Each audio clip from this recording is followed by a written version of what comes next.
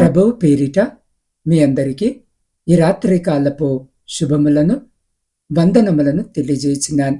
ప్రియులారా, ఈ రాత్రి పరిశుద్ధ లేఖన భాగమును మనము చదివినట్లయితే, ఒకని ఎదుట సరైనదిగా కనబడు మార్గము కలదు, అయితే అది తుదకు మరణమునకు త్రోవ తీయును. సామెతల గ్రంథం 14వ అధ్యాయం 12వ వచనం. ప్రియులారా, ఈ రాత్రి వాక్య ధ్యానములోనికి వెళ్లే ముందు ఒక నిమిషము తలలు వంచి ప్రార్థించుకుందాం. మహా పరిశుద్ధుడవైన మా తండ్రి, మహోన్నతుడా, నీకు వందనాలు అయ్యా. ఈ నిశ్శబ్దమైన రాత్రి వేళ నీ పాదాల చెంత చేరి నీ వాక్యాన్ని ధ్యానించుకునే గొప్ప భాగ్యాన్ని మాకిచ్చినందున కృతజ్ఞతలు. ప్రభువా, ఒకని ఎదుట సరియైనదిగా కనబడు మార్గము కలదు, అయితే అది తుదకు మరణమునకు త్రోవ తీయును అని నీ వాక్యము హెచ్చరిస్తుంది. తండ్రి, మా స్వబుద్ధి మీద మేము ఆధారపడకుండా నీ వెలుగులో మా త్రోవలను సరిచేసుకోవడానికి మాకు సహాయం చేయండి అయ్యా. ఈ రాత్రి మేము వినబోయే మాటలు మా హృదయాలను తాకాలని, మా జీవితాలను మార్చాలని కోరుకుంటూ మీ పరిశుద్ధాత్మ నడిపింపును వేడుకుంటూ మా ప్రభువును మీ ప్రియకుమారుడైన యేసు క్రీస్తు జీవము కలిగిన నామమున ప్రార్థించి అడిగి పొందుకొని ఉన్నాము తండ్రి, ఆమెన్. ప్రియ సహోదరి సహోదరులారా, ప్రియులారా, చదవబడిన లేఖన భాగము మనకు ఒక గంభీరమైన హెచ్చరికనిస్తుంది. లోకములో మనము ప్రయాణిస్తున్నప్పుడు కొన్ని మార్గాలు మన కంటికి చాలా ఆకర్షణీయముగా, లాభదాయకంగా లేదా సరైనవిగా కనిపిస్తాయి. మన వివేచన, మన అనుభవము అది మంచిదే అని మనల్ని నమ్మిస్తాయి. అయితే దేవుని వాక్యము సెలవిస్తుంది, కనిపించేదంతా సత్యము కాదు అని. మనుషులుగా మనము కేవలము వర్తమానాన్ని మాత్రమే చూడగలము, కానీ దేవుడు అంతాన్ని చూడగలడు. మనం ఎంచుకునే మార్గము దేవుని చిత్తానికి అనుకూలముగా లేకపోతే అదెంత గొప్పగా కనిపించినా చివరికి అది ఆధ్యాత్మిక మరణానికి లేదా నాశనానికి దారితీస్తుంది. ఈ రాత్రి మనము మన హృదయాలను పరీక్షించుకుందాం. మనం నడుస్తున్న త్రోవ మనకు సరైనదిగా కనిపిస్తుందా, లేక దేవుని దృష్టిలో సరైనదిగా ఉందా అని. అవును ప్రియులారా, ఏదైతే మనకు మంచిది అనుకుంటామో, ఏదైతే మన జీవితాలను బాగు చేస్తుంది అని తలంచుతామో, ఏ నిర్ణయం వలన నాకంతా మేలు జరుగుతుంది, నేను హాయిగా జీవించగలను అని ఆలోచన చేస్తామో, అవి నిజంగా మనకు మంచివి కావు. మన ఆలోచన, మన తలంపులు చాలాసార్లు మనకు హాని చేసేవిగానే ఉంటాయి అని ఈ లోకంలోని ప్రజలు ఎలా నడిపింపబడతారు అంటే, ఎలా జీవితాన్ని కొనసాగిస్తుంటారు అంటే, వారి తల్లిదండ్రులు చూపించినటువంటి ఆచారాల ప్రకారము, వారి యొక్క నమ్మకాల ప్రకారము తమ జీవితాలను ముందుకు తీసుకొని వెళ్తారు. అదే మంచి జీవితము అని ఆలోచన చేస్తారు. అయితే అది తప్ప ఒప్ప అని ఆలోచన చేయరు. వాళ్ళు వెంబడించారు కదా, నేను వెంబడిస్తాను, వారు చేశారు కదా, నేను చేస్తాను అనే ధోరణిలోనే ఉంటారు. వారి కంటికి అది ఎలా ఉంటుంది అంటే, సరైనదే, మంచిదే అని, పరిపూర్ణమైనదిగా ఉన్నాయి కదా అన్నట్లు ఉంటుంది. కానీ అది నిజముగా మంచిదా లేదా మంచిది కాదా అనేది చివరకు తెలుస్తుంది. అప్పుడు తెలిసినా ఏమీ చేయలేనటువంటి పరిస్థితి. ఉదాహరణకు, కొందరు అంటారు నెయ్యి మంచిది, నెయ్యి తినాలి అని. ఇంకొందరు ఇంకొక ఆహారము మంచిది అని అంటారు. మా తాతలు, మా ముత్తాతలు అందరూ ఇదే అనుసరించేవాళ్ళు, వారు బాగానే ఉన్నారు, మేము కూడా తింటాము అని అంటారు. అయితే అదొకవేళ ఆరోగ్యము మొత్తము పాడయ్యాక మంచిది కాదు అని తెలిస్తే ఏమైనా చేయగలరా? పోయిన ఆరోగ్యాన్ని తీసుకొని రాగలరా? ఈ రాత్రి కొంతమంది తమ యొక్క నమ్మకాలను గురించి కూడా ఇలానే ఆలోచిస్తారు. తాత ముత్తాతల నుండి ఇదే నమ్మకంలో ఉన్నాము, నీవెలా వేరే మార్గంలో నడుస్తావు అని అంటూ ఉంటారు. మరి ఆ నమ్మకము నిజముగా పరలోకము తీసుకుని వెళుతుందా? ఆ విశ్వాసాన్ని, ఆ ఆత్మను రక్షింపగలుగుతుందా అంటే సమాధానము చెప్పలేరు.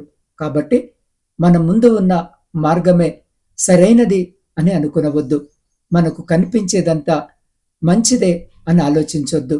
దాని వలన ఎన్ని అపాయాలు వస్తాయో, ఎన్ని ప్రమాదాలు సంభవిస్తాయో, ఎటువంటి ప్రతికూలతలు ఎదుర్కోవాలో గ్రహించలేరు. దానికి ఒక కారణము ఉంది. మనిషి యొక్క ఆలోచన శక్తి, మనిషి యొక్క చూసే విధానము లేదా అర్థము చేసుకునే విధానము చాలా పరిమితమైంది. 10 మంది కలిసి ఒక తప్పును ఒప్పు అని ఒకరు ముందు వాదిస్తే లేదా చెబితే అది ఒప్పే అని అంటాడు. అదే విధముగా ఒప్పును తప్పు అని చెబితే తప్పు అని అంటారు. ఇదెందుకు తప్పు, అదెందుకు ఒప్పు అని ఆలోచన చేయడు. చేసినా తన యొక్క జ్ఞానము సరిపోదు. ఈ విధముగానే అనేకులు సరైనటువంటి పని, సరైనటువంటి వ్యాపారమని, ఇది మంచి డబ్బునిస్తుందని మోసపోతున్నారు. ఒక 10 మంది వచ్చి మీటింగ్ పెట్టి వ్యాపారంలో చేరండి, కారు కొంటారు, బంగళా కడతారు, ఏదేదో చెప్పగానే నమ్మి ఆ వ్యాపారంలో చేరిపోతారు. చివరికి మోసపోతారు. ఈ లోక సంబంధమైన జీవితంలో మోసపోతే, ఓడిపోతే, సమస్యల్లో పడితే పెద్ద సమస్య లేదండి. మహా అయితే పేదవారమైపోతాము, అనారోగ్యము పాలవుతాము, నిందింపబడతాము. కానీ ఆత్మీయముగా మోసపోతే, ఆత్మను మోసము చేసి జీవిస్తే నిత్య నరకాగ్నికి పాత్రులమవుతాం. అందుకే వాక్యము చాలా సుస్పష్టముగా సెలవిస్తుంది. ఈ రాత్రి నీవు సరైనదిగా కనబడుతున్నా లేదా నీవు ఆరాధిస్తున్న వ్యక్తులు చెబుతున్న మాటలు నిన్ను నిత్య జీవానికి చేర్చగలవా లేదా అని ఆలోచించాలి. మరి నేను మంచి మార్గములో వెళుతున్నానా లేదా అని నాకెలా తెలియాలండి అనంటే, ఇది పరిపూర్ణమైనది కాదా అనేది ఎలా నేను గ్రహించాలి అంటే, అది వాక్యము వలనే సాధ్యమవుతుంది. నీకెవరి పైననైనా పగ ఉందనుకోండి, నీ హృదయము ఏమి చెబుతుంది? నీవు పగ తీర్చుకో, వాళ్ళను బాధపెట్టు అని. అప్పుడు నీకు సమాధానం ఉంటుంది అని. అది నీ యొక్క సొంత నిర్ణయము లేదా ఆలోచన. కానీ లేఖనాల ద్వారా ప్రభు ఏమి చెప్పాడు అనంటే, క్షమించుడి అని. అనగా వాక్యము మనల్ని సరైన మార్గములో నడిపిస్తుంది. మన ఆలోచన, మన మార్గము మనల్ని శోధనలోనికి నెట్టివేస్తుంది. కాబట్టి దేవుని వాక్యమును బట్టి పరిశీలనను చేసుకుంటూ నీ జీవితంలో ముందుకు వెళ్ళు, నిర్ణయాలు తీసుకో. అప్పుడు నీవు భయంకరమైన శోధనను, బాధించే శోధనల నుండి, సమస్యల నుండి తప్పింపబడతావు. కాబట్టి ప్రియ సహోదరి సహోదరుడా, ఈ రాత్రి దేవుని వాక్యము నీతో సూటిగా మాట్లాడుతుంది. నువ్వు వెళుతున్న మార్గము నీ దృష్టికి చాలా బాగుండవచ్చు, అది నీకు విజయాన్ని ఇస్తుందని నువ్వు నమ్మొచ్చు. కానీ ఒక్క నిమిషం ఆగి ఆలోచించు, ఆ మార్గము దేవుని దృష్టిలో సరైనదేనా? వాక్యము చెబుతుంది అది తుదకు మరణమునకు త్రోవ తెయ్యును అని. మన సొంత ఆలోచనలు మనల్ని మోసము చేయొచ్చు, కానీ దేవుని వాక్యం ఎప్పుడు మోసము చేయదు. నువ్వు లోక ఆకర్షణలో పడి దేవునికి దూరముగా వెళుతున్నావా? నువ్వు తీసుకునే నిర్ణయాలు నిన్ను నాశనానికి నడిపిస్తున్నాయా? అయితే ఈ రాత్రి నీ హృదయాన్ని ప్రభువుకు అప్పగించు. ప్రభువా, నా స్వబుద్ధి మీద నేను ఆధారపడను. నా కంటికి సరి అయినదిగా కనిపించే తప్పు త్రోవలో నేను వెళ్లకుండా నన్ను ఆపండి, నన్ను సరైన జీవ మార్గంలో నడిపించండి అని ఎవరైతే అడుగుతారో వారిని ఆయన తన హస్తముతో పట్టుకొని నడిపిస్తాడు. నువ్వు సిద్ధముగా ఉంటే నీ హృదయం మీద చెయ్యి వేసుకొని నాతో పాటు ఈ స్తుతి ఆరాధనలో పాలు పంచుకో. నా కంటికి సరైనదిగా కనబడే మార్గము, నా ప్రాణమును నాశనమునకే నడిపించును ప్రియ యేసు. నా వివేచన మీద నేను ఇకను ఆధారపడను, జీవము గల నీ మార్గమున నన్ను నడిపించుము.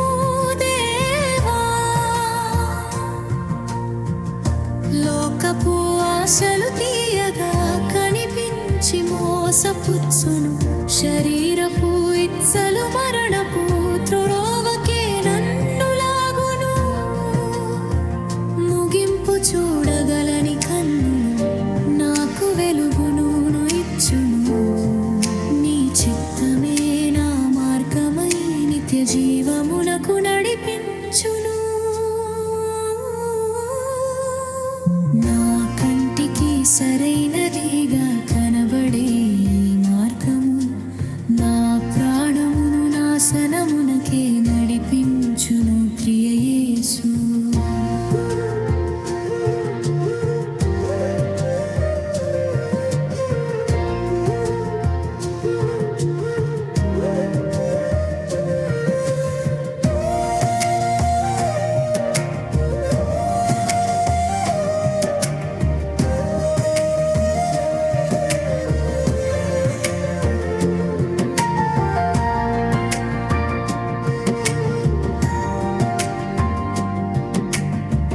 లోకపు ఆశలు తీయగా కనిపించి మోసపుచ్చును. శరీరపు ఇచ్చలు మరణపు త్రోవకే నన్ను లాగును. ముగింపు చూడగలని కన్నులు నాకు వెలుగును ఇచ్చును. నీ చిత్తమే నా మార్గమై నిత్య జీవమునకు నడిపించును. నా కంటికి సరైనదిగా కనబడే ఈ మార్గము నా ప్రాణమును నాశనమునకే నడిపించును ప్రియ యేసు. నా వివేచన మీద నేను ఇకను ఆధారపడను. జీవము గల నీ మార్గమున నన్ను నడిపించుము దేవా.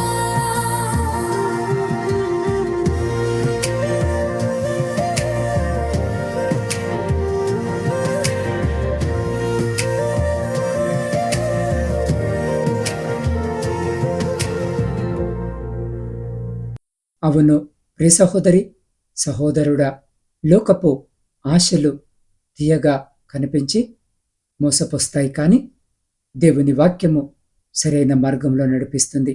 కాబట్టి దేవుడు తన కృపను మనకు అనుగ్రహించులాగున మీరున్న స్థితిలోనే నాతో పాటు ప్రార్థనలో ఏకీభవించండి.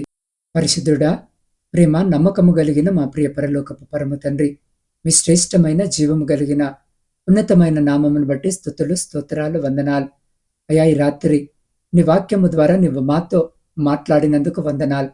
మా కంటికి సరైనదిగా కనిపించే ప్రతిదీ నీ దృష్టిలో సరైనది కాదని మేము గ్రహించాము అయ్యా. లోకపు ఆశలు శరీరీచ్ఛలు మమ్మల్ని తప్పుదోవ పట్టించకుండా నీ కృపను మాకు ప్రసాదించండి ప్రభువా. మా సొంత నిర్ణయాల కంటే నీ చిత్తానికి మొదటి ప్రాధాన్యత ఇచ్చేలా మా మనసులను రూపాంతరపరచండి. ఈ వాక్యము మా హృదయాల్లో ఫలించి మేము మీ జీవ మార్గములో ఫలించి మేము జీవ మార్గములో నడిచేలా బలపరచండి అయ్యా. ఈ రాత్రి మా నిద్రలో నీ కాపుదల దయచేయండి. రేపటి నూతన దినాన్ని చూడగలిగే భాగ్యము నీ కాపుదల దయచేయమని నీ పాద సన్నిధిలో వేడుకొనుచున్నాం. దేవా, ఈ రాత్రి ప్రయాణాలు చేస్తున్న ప్రతి బిడ్డ ప్రయాణమును జ్ఞాపకము చేసుకుని క్షేమకరమైన ప్రయాణము దయచేయండి. వ్యవసాయదారులను జ్ఞాపకము చేసుకోండి. వారు చేస్తున్న పనంతటిని ఆశీర్వదించండి. ఉద్యోగము లేని ప్రతి బిడ్డకు ఉద్యోగము దయచేయండి. ప్రాముఖ్యంగా విద్యార్థుల కొరకు ప్రార్థిస్తున్నాం. బిడ్డలు పరీక్షల కొరకు సిద్ధపడుతూ ఉండగా, పరీక్షలు రాస్తూ ఉండగా బిడ్డలతో మీరుండండి అయ్యా. గడిచిన సంవత్సర కాలమంతా బిడ్డలు కష్టపడి చదివిన ప్రతి అంశమును పరీక్షలలో సరైన విధముగా వ్రాసి విజయము పొందుకొనుటకు కృప చూపండి. బిడ్డలతో పాటు పరీక్షా హాల్లో మీరుండండి.